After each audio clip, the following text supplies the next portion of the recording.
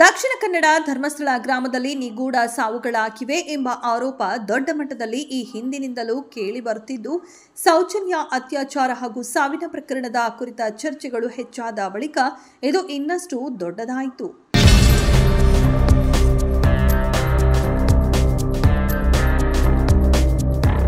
ಅದರಲ್ಲೂ ಯೂಟ್ಯೂಬರ್ ಸಮೀರ್ ಸೌಜನ್ಯ ಪ್ರಕರಣದ ಕುರಿತು ವಿಡಿಯೋ ಮಾಡಿದ ಬಳಿಕ ಬೃಹತ್ ವೈರಲ್ ಆಯಿತು ಮತ್ತು ಜನರಿಂದ ವಿಭಿನ್ನವಾದ ಪ್ರತಿಕ್ರಿಯೆಯನ್ನ ಪಡೆದುಕೊಂಡಿತ್ತು.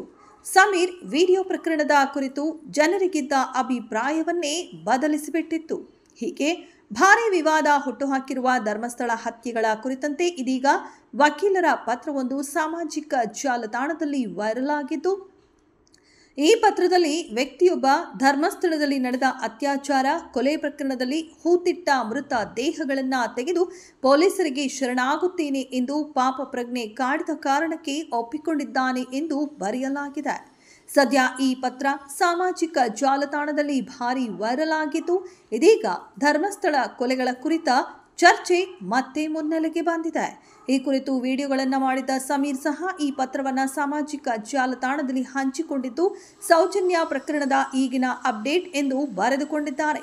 ಅಲ್ಲದೆ ಈ ಫೋಟೋ ಜೊತೆ ಕಾಂತಾರ ಚಿತ್ರದ ಬೆಳಕು ಡೈಲಾಗ್ ಅನ್ನು ಸಹ ಸಮೀರ್ ಹಾಕಿಕೊಂಡಿದ್ದಾರೆ. ಇದೆಷ್ಟು ಈ ಹೊತ್ತಿನ ಸುದ್ದಿ. ಮತ್ತಷ್ಟು ಸುದ್ದಿಗಳಿಗಾಗಿ ನೋಡ್ತಾ ಇರಿ ಸಿರಿ ಟಿವಿ.